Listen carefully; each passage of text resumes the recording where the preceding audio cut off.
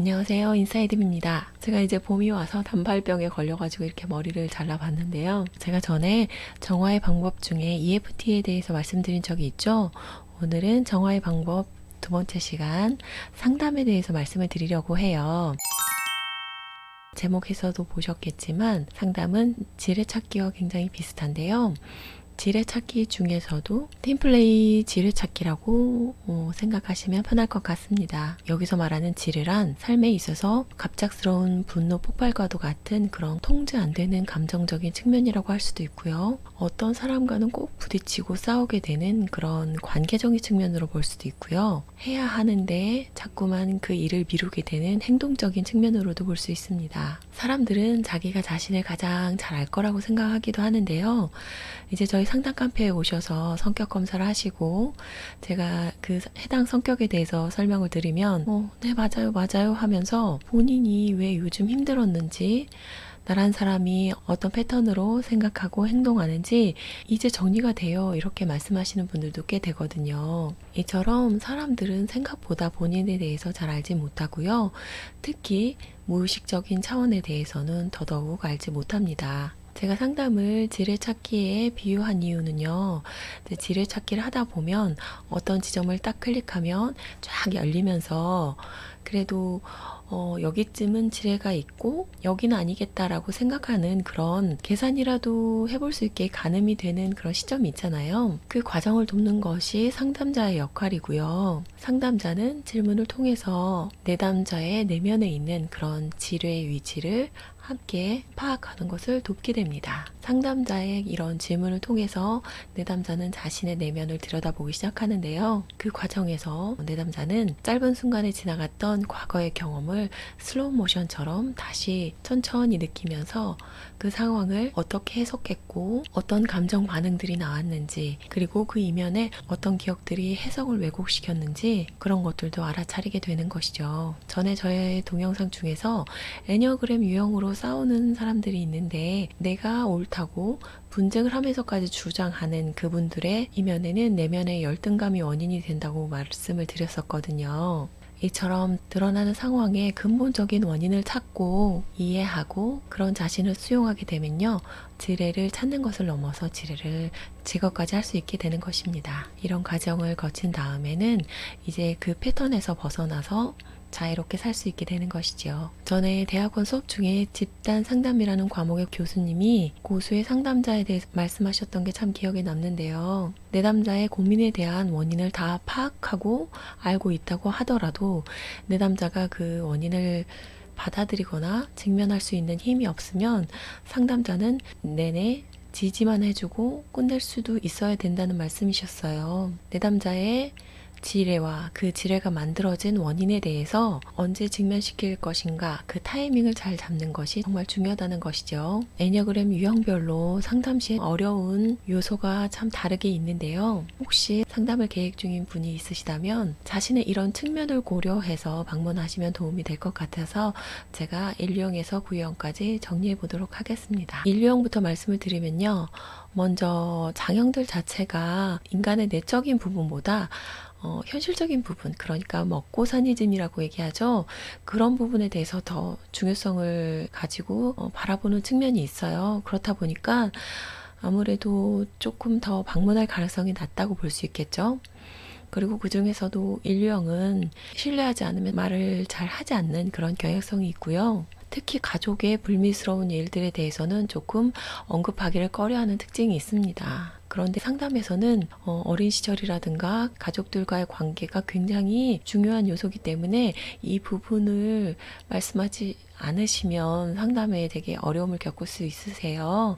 그래서 조금 더 마음을 열고 그 부분도 오픈할 수 있으면 참 좋을 것 같습니다. 그리고 7령도 그렇지만 1령도 굉장히 부정적인 감정을 회피하는 경향성이 있어요. 그래서 이제 내면에서 슬픔이라던가 어떤 부정적인 감정이 올라오면 재빠르게 그 감정을 회피하고 논리로 넘어가시는 그런 측면이 있어서 그 부분도 좀 알아두시고 오시면 좋을 것 같습니다. 다음은 이유형인데요. 이유형분들 자체가 자신의 어떤 내적인 욕구라든지 뭐 불만이라든지 이런 것보다 자꾸 타인에게 시선을 맞추고 포커싱하는 특징이 있잖아요. 그런 측면 때문에 상담 상황에서도 자꾸 상담자의 기분을 맞추고 선생님 덕분에 제가 굉장히 많이 좋아지고 있어요. 뭐 제가 큰 도움을 받고 굉장히 삶이 좋아지고 있어요. 뭐 이렇게 얘기를 하긴 하는데 여기에 이제 상담자가 그걸 진실로 알고 믿었다가 나중에 보니까 그냥 상담자의 기분만 맞추고 실질적으로는 그분이 달라진 게 없는 그런 상황을 경험하게 되기도 해요. 그러면서 굉장히 이제 당황스럽게 되죠. 그래서 이 유형분들은 이제 귀한 시간을 내서 상담을 오는 만큼 자신의 원하는 상담 목표가 있을 거 아니에요. 그것에 맞춰서 내가 원하는 것, 내가 원하는 삶의 의미, 삶의 목표 이런 걸 좀 찾으시고 너무 상담자의 반응에 연연하지 않으려고 자각을 하시면 참 좋을 것 같습니다.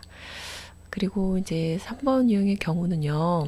3유형이 굉장히 피상적인 것들에 관심이 많잖아요. 그렇다 보니까 성공이라든가 물질적인 것들 아니면 본인의 이미지에 대한 것을 굉장히 중요시 여기고 그런 것에만 포커싱을 하다 보니 좀 내적인 부분에 소홀하게 되는 측면이 있고요. 내가 그렇게 많은 원하는 것들을 계속 추구해서 정말 쉬지 못하고 잠도 줄여가면서 열심히 사는데 그렇게 해서 정말 궁극적으로 자신이 무엇을 원했는가 그걸 생각했을 때 그냥 사람들한테 인정받고 박수받는 것 그것으로 채워줄 수 있는 게 아니거든요. 그 너머에 내가 목표를 이루고 성공한 이후에 또 자기가 살고 싶은 그런 삶이 있거든요. 그리고 삶에 있어서 굉장히 소소한 기쁨들 이런 걸 찾아야 행복감을 느낄 수 있다는 거 이런 걸 생각하시면 좀 상담에서도 많은 걸 얻어가실 수 있을 거라고 생각해요.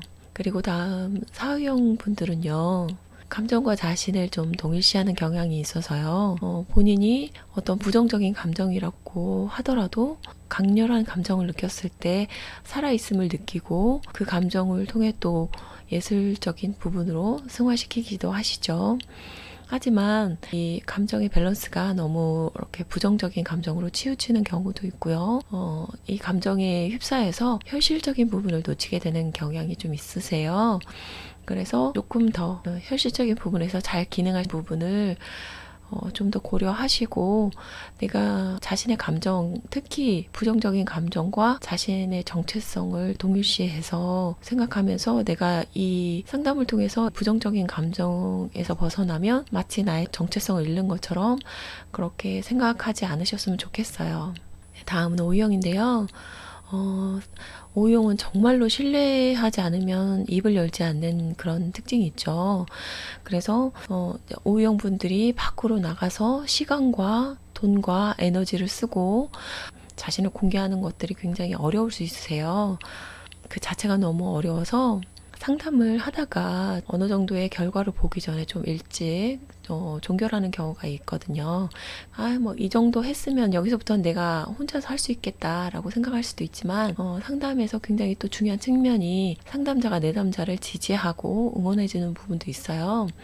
그래서 타인에게 조금 자신의 마음을 열고 좀 타인을 신뢰하는 부분 이런 것도 굉장히 중요하니까 좀 마음을 여시는 것 이게 또 O형한테는 굉장히 중요한 측면이라고 할 수 있겠습니다. 그리고 6형 분들 같은 경우는 사실 상담에 가장 많이 방문하시는 분이 6형이신데요. 6형 분들이 가진 그 불안 때문에 상담소에 많이 방문하시고 그 성실성으로 해서 좀 결과를 얻는 경향이 있기도 하지만 또 6형이 되게 어려운 게요. 의심하는 성향이 강하죠. 그래서 계속 상담자를 의심하고 테스트하는 그런 경향성이 있고 이 상담소와 저 상담소를 쇼핑하듯이 이렇게 계속 돌아가면서 방문하고 다른 곳을 찾아보려고 하는 그런 측면이 있어요. 그래서 아무래도 상담을 하고 그것에 대해서 조금 결과를 얻기까지는 좀 시간도 필요하고 상담자분이 또 내담자를 파악하는 시간도 있고 그런데 이렇게 계속 상담소를 바꾸어가면서 방문하시는 것은 조금 본인에게도 마이너스 되는 측면이 있다는 걸 알아두시면 참 좋을 것 같습니다. 그리고 칠령분들 같은 경우는요, 첫 회기 때는 굉장히 금방 친해지는 것 같고 자신의 얘기를 술술하고 상담자도 기분 좋게 그렇게 즐겁게 상담 분위기를 만들어주는 장점이 있지만 조금만 다크한 얘기가 나오면 바로 회피하는 그런 특성이 있어요. 그래서 상담에서는 과거에 좀 고통스럽거나 어려웠던 상황을 떠올리고 그것을 해결하는 과정이 분명히 필요하거든요. 근데 그 부분을 자꾸 회피하거나 아니면 상담 자체를 그냥 포기해버리는 그런 측면이 있기 때문에 조금만 용기를 내시고 자기 내면에 좀 힘을 믿으시고 계속 지속적으로 오고 좀 저항을 극복하시기를 좀 응원하는 바입니다. 그리고 다음은 팔류형이죠. 팔류형분들은 사실 본인이 상담이 필요해서 방문한다기보다는 이제 가족분들을 데리고 와서 얘 무슨 문제 있으니까 좀 고쳐주세요. 이런 경우가 되게 많아요. 그리고 이제 상담을 하신다고 해도 본인의 약한 측면을 드러내려고 하지 않기 때문에 그 부분에서 조금 어려움이 있거든요. 모든 사람은 강한 측면과 약한 측면이 공존합니다. 그래서 나의 약한 부분을 기꺼이 보이고 조금 그 부분을 치료하는 것이 굉장히 중요하다는 거 말씀드리고 싶고요. 약한 부분을 드러낸다고 해서 공격당하거나 내가 정말 통제당하거나 그렇지 않다는 거 생각하시면 좋을 것 같습니다. 네, 이제 마지막으로 구유형 차례인데요. 구유형분들 하면 멍 때리는 걸 많이 생각하시죠. 근데 구유형분들이 멍 때리는 이유가요. 이 내면에서 올라오는 자기 비하감을 느끼는 게 불편하기 때문에 멍을 때린다고 해요. 그런 만큼 상담 장면에서도 계속 본인의 내면에 접근하지를 못하고 상담자의 질문에 자꾸 모른다는 대답을 많이 하세요. 그래서 상담자들도 좀 거기에서 어려움을 느끼기도 하거든요. 그래서 저는 구유형은 미술을 동원해서 해야지 정말 본인 내면에 접근하는 걸 거부하고 어려워하시는구나 그런 느낌을 많이 받아요. 그래서 상담자 자체도 좀 구유형한테는 지지하고 응원하는 말을 많이 하게 되기도 하는데요. 소가 되새김질하는 걸 반추라고 하는데 구유형들이 본인에 대해서 되게 부정적인 생각들을 계속 반추하는 특징이 있어서 더 본인을 끌어내리고 갈등 상황이라던가 본인의 자기 비하감과 관련된 상황이 되면 그냥 멍해지고 혼수 상태에 빠지는 그런 특징이 있어요. 그래서 조금 더 자신에 대해서 긍정적인 측면에 포커싱을 하고 조금 더 스스로를 긍정적으로 바라보는 노력을 병행하면서 상담을 받으시면 조금 더 효율적으로 상담을 받으실 수 있을 것 같아요. 오늘 상담에 대해서 말씀을 드렸고요. 유형별로 좀 겪게 되는 어려움에 대해서도 설명을 드렸는데요. 이제 제가 상담소를 운영하면서 보니까 부모 자녀라든지 커플이라든지 아니면 친구라든지 이렇게 혼자 오는 걸 참 어려워하시는 것 같아요. 그래서 첫 회기 때 조금 마음이 어려우시면 친구분이나 커플분과 함께 이렇게 성격 검사하시고 서로에 대해서 좀 알아가는 시간을 가져보시고 그 다음에 내가 좀 개인 상담이 필요한 것 같다라고 생각되는 분들은 좀 추가로 나중에 개인 상담을 받아보시는 것도 권해드립니다. 저의 오늘 동영상은 여기까지고요. 도움이 되셨다면 좋아요와 구독도 부탁드립니다. 이렇게 댓글 달아주시면 엄청 큰 도움이 되고 있습니다. 궁금하신 사항이 있으시면 메일이나 댓글 부탁드리고요. 따뜻한 봄날 만끽하시고 즐거운 하루 보내세요. 그러면 시청해 주셔서 감사합니다. 다음에 또 만나요. 감사합니다.